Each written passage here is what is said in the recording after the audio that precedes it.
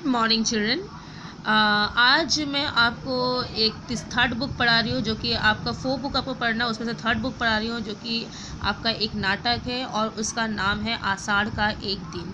आषाढ़ का एक दिन एक नाटक है जिसके रचयिता है मोहन राकेश जी, ठीक है। और उससे पहले हमने एक पोइट्री किया है जो कि काव्य मंजिल से किया है, और उस टॉपिक था हमारा साखी। उसके बाद कल मैंने आपको जो वीडियो अपलोड किया है वो आपका गद्य संकलन से था, जो कि एक स्टोरी था और उसका शीर्षक था गौरी, ठीक है। और आज मैं थर्ड बुक यूज़ कर रही हूँ जो कि है आपका आषाढ़ का एक दिन। आज हम इसे ही पढ़ेंगे। तो आषाढ़ का एक दिन जो है मोहन राकेश जी के द्वारा लिखी गई एक नाटक है, जिसमें कालिदास के जीवन के बारे में बताया गया है, किस तरह से उसके जीवन में जो घटनाएं घटी है उसके बारे में बताया गया है। तो काफ़ी पुरानी नाटक है, लेकिन इस नाटक के द्वारा जो है एक नारी के त्याग को हम देखेंगे, ठीक है, कि किस तरह से नारी जो है अपना त्याग करती है, अपने सर्वस्व अर्पण करती है, लेकिन फिर भी उसके बदले में उसको कुछ भी नहीं मिलता, लेकिन फिर भी वो उससे असंतुष्ट नहीं होती है। तो यहाँ पर ये जो नाटक है, इसके जो मुख्य पात्र है उसको जानना बहुत ज़रूरी है। यदि आप पाठक सॉरी यदि आप नाटक के पात्रों को नहीं समझ पाएंगे तो फिर आपको असुविधा हो सकती है। तो ये जो नाटक है, इस नाटक का जो मेन हीरो है वो है कालिदास, ठीक है। और जो मेन हीरोइन है, जो नायिका है, वो है मल्लिका। तो मल्लिका जो है, मल्लिका की जो माँ है वो है अंबिका। देखिए यहाँ पर भी आपका यहाँ पर लिखा हुआ है अंबिका है, जो कि ग्राम की एक गांव में रहती है, वृद्धा है, विधवा है, वृद्धा है। धान को बेचकर जो है अपने परिवार का भरण पोषण करती है, ठीक है। अपनी पुत्री के साथ अपने गांव में एक छोटी सी कुटिया में रहती है। वहीं पर मल्लिका जो है माने एक युवती है, उसे कविता करना पसंद है, कालिदास के साथ में रहना उसे बहुत पसंद है, प्रकृति के बीच में रहना उसे बहुत पसंद है। वो कालिदास को काफ़ी पसंद भी करती है, क्योंकि इस नाटक की हीरोइन है। और जो तीसरा पात्र आप यहाँ देख रहे हैं वो है कालिदास है, ठीक है, जो कि पेशे से एक कवि है, कविता रचना उसको पसंद है, कविता के वो रचता है, ठीक है। और वो प्रकृति के बीच में रह कविताओं की रचना करता है, और हमेशा अपनी कविताओं में जो है मल्लिका के भाव को रखता है। मतलब मल्लिका भी जो है उससे कविताओं को रचना करने में उसकी सहायता कर। दोनों काफ़ी समय जो है एक दूसरे के साथ बिताते हैं, दोनों एक दूसरे को पसंद करते हैं, ठीक है। और ये दोनों ही इस नाटक के हीरो हीरोइन है, ठीक है। एक और मुख्य पात्र आप देखें, मुख्य पात्र नहीं है, ये गौण पात्र है, दंतुल है, जो कि उज्जैनी से आता है कालिदास को लेने के लिए, ठीक है, गांव से। और वो है एक यहाँ पर उसने भी अब थोड़ी सी यहाँ पर भूमिका निभाई है। और जो कालिदास जो है वो अपने मामा के साथ रहता है, जिसका नाम है मातुल। जो है वो भी इस नाटक का एक मुख्य पात्र है। और एक जो मुख्य पात्र है वो है विलोम काफ़ी इम्पोर्टेंट पात्र है इस नाटक का, जो कि यहाँ पर जो है देखने को हमें मिलता है कि वो उसे जो है यहाँ पर एक क्या बोला जाए, खलनायक के रूप में प्रस्तुत किया गया है, ठीक है। और खलनायक होने के बावजूद भी जो है उसने इस नाटक को विस्तार देने माने आगे बढ़ाने में काफ़ी अहम भूमिका निभाई है। आई होप कि आपको पाठकों जो पात्र है उनका इंट्रोडक्शन समझ में आया होगा, ठीक है। तो जो नाटक है वो नाटक का प्रारंभ इस तरह से हो रहा है कि देखिए, नाटक का नाम रखा गया है आषाढ़ का एक दिन। आषाढ़ का मतलब होता है बरसात, ठीक है, वर्षा। तो वर्षा का एक दिन जो है यहाँ पर बताने का प्रयत्न किया गया, लेकिन ये एक दिन की नाटक नहीं है, ये काफ़ी दिनों तक चलने वाला नाटक है, लेकिन यहाँ पर जो है इससे बताया गया आषाढ़ का एक दिन। तो जो नाटक का प्रारंभ जो है आषाढ़ के दिन से ही प्रारंभ हो रहा है, कि काफ़ी घोर वर्षा को दिखाया जा रहा है। और फिर एक गाँव को दिखाया जा रहा है, गाँव में एक घर है, एक साधारण सा घर है जो कि मल्लिका का घर है, उसको दिखाया जा रहा है, और उसके द्वारा जो नाटक का प्रारंभ किया जा रहा है। तो हम लोग देख लेते हैं। और एक बात बताना चाहूँगी, इस नाटक में 3 पार्ट है, पार्ट 1, पार्ट 2, पार्ट 3, ठीक है। और तीनों पार्ट 1, पार्ट 2, 3 आपको ध्यान में रखना है। पार्ट 1 कहाँ से कहाँ तक है, पार्ट 2 कहाँ से स्टार्ट हो रहा है, पार्ट 2 कहाँ तक अंत हो रहा है, फिर पार्ट 3 कहाँ से स्टार्ट हो रहा है, उसका अंत कहाँ पर हो, ये सब चीज़ों को आपको ध्यान में रखना है। आज हम पार्ट 1 पढ़ रहे हैं आषाढ़ का एक दिन, तो हम देख लेते हैं क्या लिखा गया, ठीक है। पर्दा उठने से पूर्व हल्का हल्का मेघ गर्जन और वर्षा का शब्द, जो पर्दा उठने के अनंतर जो कुछ क्षण चलता रहता है, फिर धीरे धीरे धीमा पड़कर विलीन हो जाता है। तो बताया गया सबसे सबसे पहले नाटक प्रारंभ होने के पहले जो है पर्दा उठता है, तो दिखाया गया है कि खूब तेज गर्जना हो रही है, वर्षा हो रही है, और कुछ देर तक वैसा ही दिखाया गया है। पर्दा धीरे धीरे उठता है, एक साफी दिखाया गया है। फिर दूसरा सीन दिखाया गया है नाटक में, एक साधारण प्रकोष्ठ है, माने एक साधारण सा घर है। दीवारें लकड़ी की है, परंतु निचले भाग में चिकनी मिट्टी से पोती गई है। ठीक है, तो जो दीवार जो है वो लकड़ी की बनाया गया, लेकिन जो नीचे का जो फ्लोर है वो मिट्टी से बना हुआ है। एक घर को दिखाया गया, और ये जो घर जो था मल्लिका का था। ठीक है, बीच बीच में गेरू से स्वास्तिक चिन्ह बनाए गए हैं, और जो घर के जो दीवार है उस पर जो है स्वास्तिक के चिन्ह बनाए गए हैं। ठीक है, सामने का द्वार अंधेरी ड्योरी में खुलता है, ड्योरी में खुलता है। सामने का द्वार जो मैंने पीछे की तरफ का जो सामने का जो द्वार है वो थोड़ा सा पीछे की तरफ जो जगह है उस तरफ खुलता है। ठीक है, उसके दोनों और छोटे छोटे ताक का है। ताक मने जो नहीं किसी टेबल टाइप का बनाया जाता है, थोड़ा सा ऊंचा सा स्थान बनाया जाता है, फिर उसमें मटका रखते हैं, फिर कुछ सामान रखते हैं, उसको बनाया जाता है ताक। ठीक है, तो जिसमें मिट्टी के बुझे हुए दिए रखे गए, मैंने ऐसे कॉर्नर में जो है एक स्टैंड बनाया गया, जैसे ताक में जो स्टैंड बनाया गया जैसे मिट्टी के दिए रखे गए हैं। ठीक है, उस समय तो लाइट नहीं थी, तो मिट्टी के दिए ही यूज़ किए होते थे। बाईं ओर का द्वार दूसरे प्रकोष्ठ में जाने के लिए है। अब जो बाईं ओर के द्वार है वो दूसरे रूम में खुलता है, तो दो रूम यहाँ पर दिखाए गए हैं। द्वार खुला होने पर उस प्रकोष्ठ में पीछे तल पर एक कोना ही दिखाई देता है। तो बताया गया है जब दूसरा दरवाज़ा खुलता है तो एक रूम दिखाई देता है जहाँ पर एक बेड है, और बेड में जो है छाल मैंने बाग का जो छाल है वो बिछा हुआ दिखाया गया है। ठीक है, द्वारों के किवाड़ भी मिट्टी के पोते गए हैं, और उन पर गेरू और हल्दी के कमल और शंख बनाए गए हैं। दाईं और बड़ा सा झरोका मैंने खिड़की है, और जहाँ से बीच बीच में बिजली कौनती दिखाई देती है। मैंने वर्षा हो रही है तो बहुत बहुत बिजली चमक रही है, तो उस खिड़की से दिखाई दे रहा है किस तरह से बिजली आकाश में चमक रही है। ठीक है, और किवाड़ के पास में भी जो है मिट्टी किवाड़ जो मिट्टी से बने, जो किवाड़ मतलब दरवाज़ा भी जो है द्वारों के जो किवाड़ है वो भी मिट्टी से पोते गए, मैंने मिट्टी से उसको पेंट किया गया, उस पर भी जो है कुछ स्वास्तिक और संघ के चित्र बनाए गए हैं। तो ये एक घर का वर्णन है कि किस तरह से वो घर दिखाई दे रहा है, जो कि मल्लिका का है, जो कि अंबिका का है। ठीक है, अब यहाँ पर देखिए क्या बताया गया है।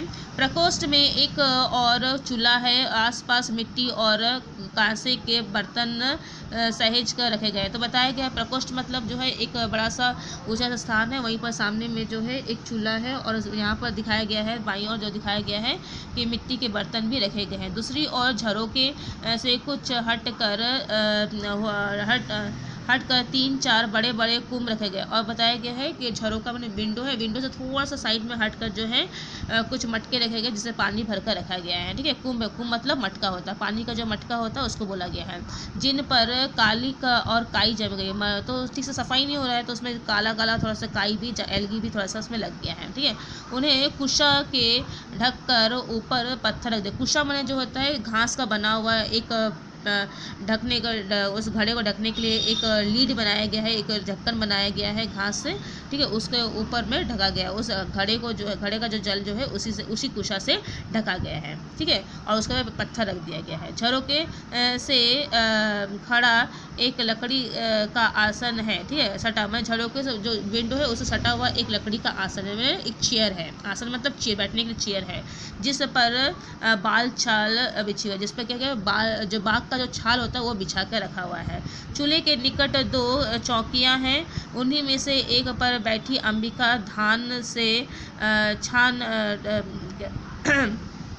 अंबिका जो है छाछ से धान का फटक रही है। एक बार झरोके की ओर देखकर और वह अपनी लंबी सांस लेती है और व्यस्त हो जाती है। तो बताया गया है झरोका है, और झरोका के पास में जो है दो निकट में जो है चौकियां हैं। चौकियां मैंने बैठने का जो एक ऊंचा सा स्थान बनाया गया है। ठीक है, और वहीं पर जो अंबिका बैठी है और वो धान कूट रही है, और बार बार जो है दरवाजे की ओर देख रही है, क्योंकि अभी तक मल्लिका जो है घर पर नहीं आई है। वह तेज वर्षा हो रही है लेकिन मल्लिका घर में नहीं है, और अंबिका को पता है कि मल्लिका कहाँ गई होगी। ठीक है, और वो प्रतीक्षा कर रही है कि अब अंधकार मैंने बहुत समय हो गया, कम से कम बेटी घर में आ जाए क्योंकि बहुत तेज़ बारिश हो रही है, लेकिन वो अपना काम भी कर रही है। ठीक है, सामने का द्वार खुलता है और मल्लिका गीले वस्त्रों में कांपती सिमटती अंदर। तब उसी बीच में क्या होता है, मल्लिका का प्रवेश हुआ है। देखा गया है कि वो पूरी तरह से भीग गई है और काँप रही है, सिमट रही है। कि अंबिका आंखें हुकाए व्यस्त रहती है, झुकाए व्यस्त रहती है। मल्लिका क्षण भर टिटकती है, फिर अंबिका के पास जाती है। तो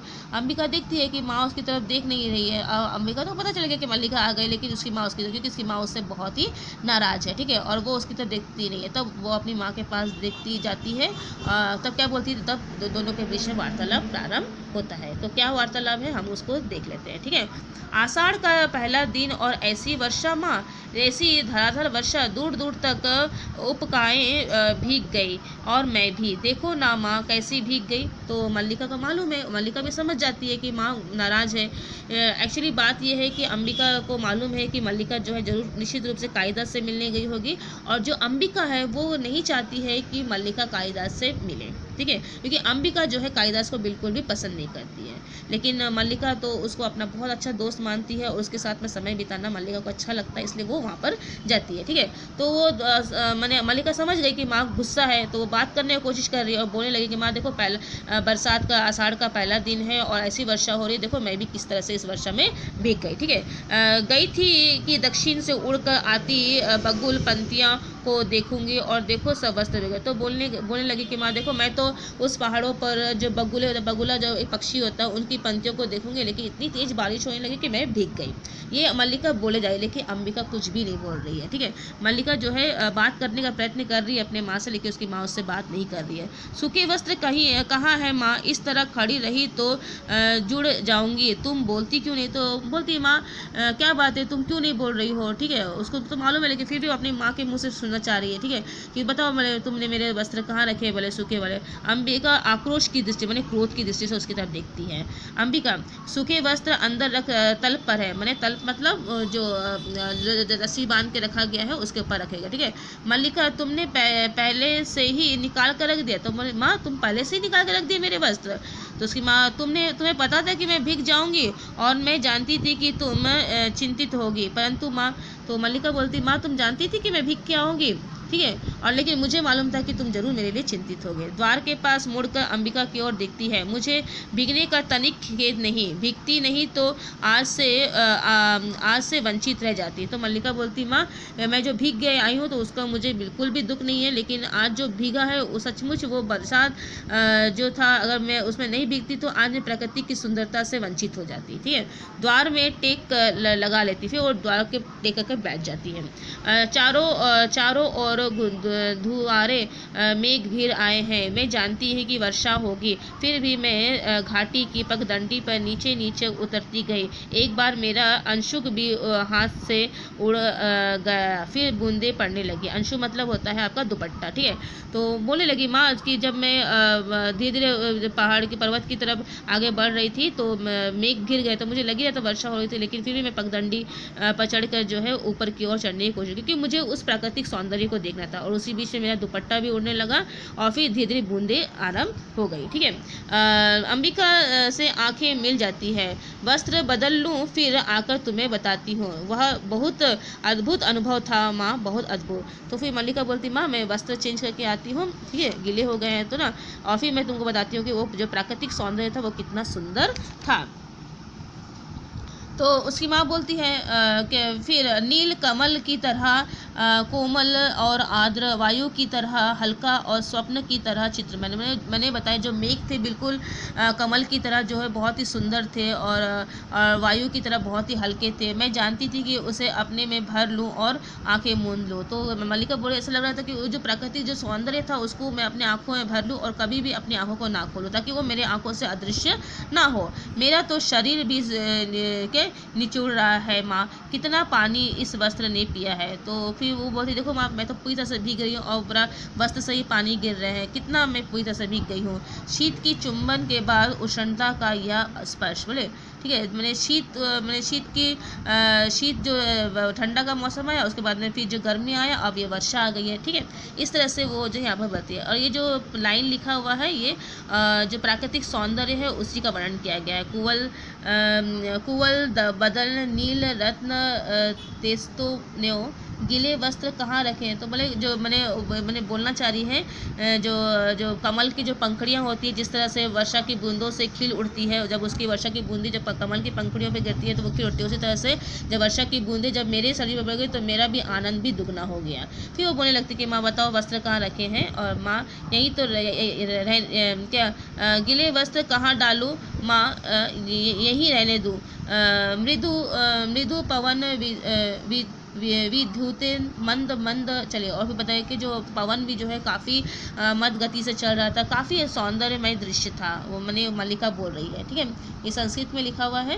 मल्लिका बोल रही है कि काफ़ी सौंदर्यमय दृश्य था और उसी प्राकृतिक सौंदर्य का आनंद लेने के लिए मैं वहाँ पर गई थी। फिर अपना वस्त्र चेंज करके वो बाहर आती है, ठीक है।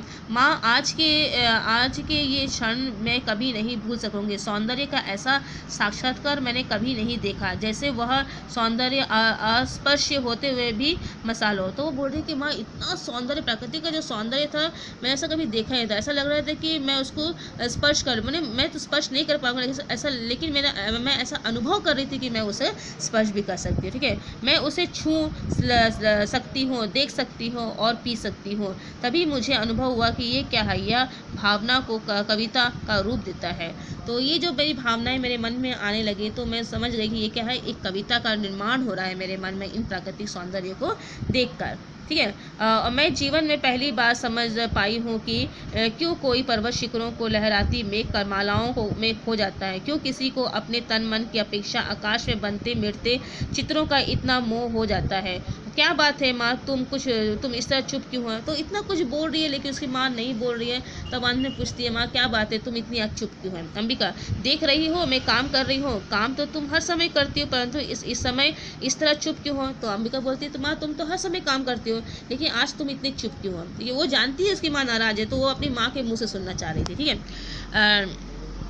तो फिर मल्लिका बोलती है, मल्लिका के पास आ बैठती है। अंबिका के पास आ बैठती है। अंबिका चुपचाप धान फटकती रहती है। मल्लिका उसके हाथ से साज ले लेती है। छाछ जो है ना, जिसे झाड़ निकाला जाता है, वो ले लेती है। तो बोले तुम मुझसे बात करो, बोले तुम अपने काम में लगी हुई है, मैं तुम्हें काम नहीं करने दूंगी, मुझसे बात करो। तो मल्लिका बोलती है कि माँ मैं आज तुमको काम नहीं करने दूंगा, आज मुझसे बात करो, आज मैं तुमसे बहुत बात करना चाहती हूँ। मैं अंबिका बोलती क्या बात करूँ, कुछ तो भी करो, मुझे डांटो कि मैं भीग कर क्यों आई हूँ, या कहो कि तुम थक गई होगी इसलिए शेष धान में पटक दो, या कहो कि तुम घर में अकेली थी इसलिए तुम्हें अच्छा नहीं लग रहा था, मुझे सब अच्छा लगता है। तो मल्लिका बोलती है कि माँ तुम मुझसे, तो उसकी माँ बोलती पहले बोलती है कि माँ तुम मुझसे बात करो। तो अंबिका बोलती है कि मैं क्या बात करूँ तुमसे, ठीक है।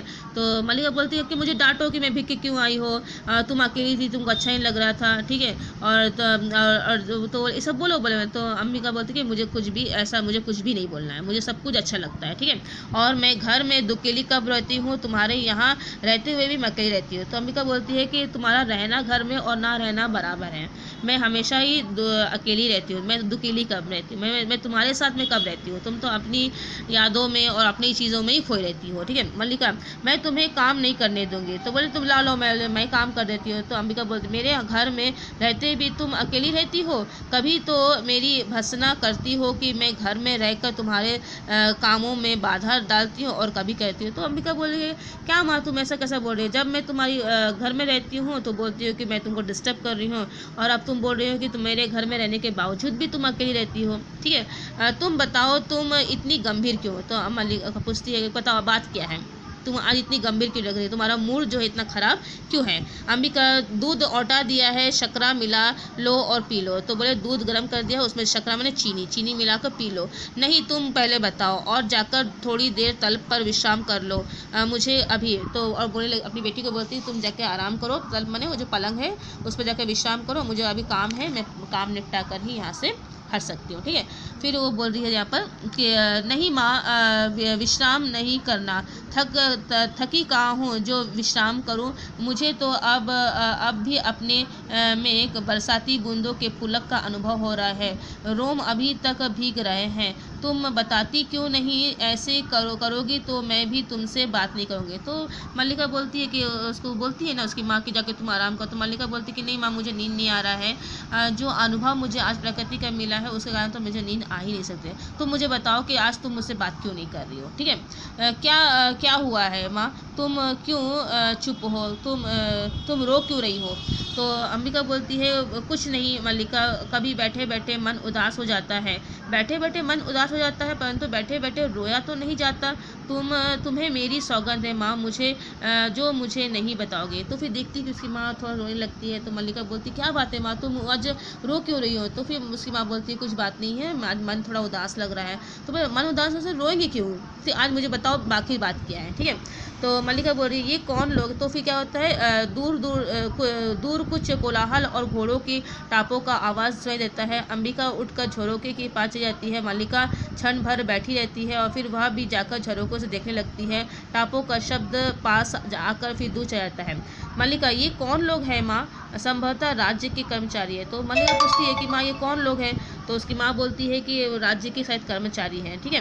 तो फिर बोले ये यहाँ क्या कर रहे हैं, जाने क्या कर रहे हैं। कभी वर्षा में ये आकृतियाँ यहाँ दिखाई देती है, कई वर्षों में ये आकृतियाँ दिखाई देती है, और जब भी दिखाई देती है कोई ना कोई अनहोनी अनिष्ट होता है। कभी युद्ध की सूचना आती है और कभी महामारी की, ठीक है। लंबी सांस लेती है। पिछली महामारी में जब तुम्हारे पिता की मृत्यु हुई थी तब भी मैंने ये आकृतियाँ देखी थी। मल्लिका सिर से पैर तक सिहर जाती है, ठीक है। तो फिर उसकी माँ बताती है, बोले कि हाँ बोले ये तो मल्लिका उसको पूछती है कि कौन लोग हैं। तो बोले ये राज्य के कर्मचारी, उज्जैनी के जो राजा हैं वहाँ के कर्मचारी हैं। तो मल्लिका उसको बताती है, बोले ये यहाँ पर क्या कर रहे हैं। बोले पता नहीं बोले क्या कर रहे हैं, लेकिन ये कभी कभी वर्षों में यहाँ पर आते हैं, और जब भी आते हैं हमारे गाँव में कुछ ना कुछ अनहोनी होती है, अनिष्ट होता है या महामारी फैलती है, ठीक है। इस तरह से आज मैं यहीं तक रख रही हूँ, नेक्स्ट क्लास में हम आगे पढ़ेंगे। तो इस तरह से यहाँ पर बताया अंबिका और मल्लिका के दोनों के वार्तालाप को हमने यहाँ पर देखा है। आई होप कि आपको समझ में आया होगा। यदि कोई भी प्रॉब्लम होता है तो आप मुझे ज़रूर बताइएगा। Okay, thank you.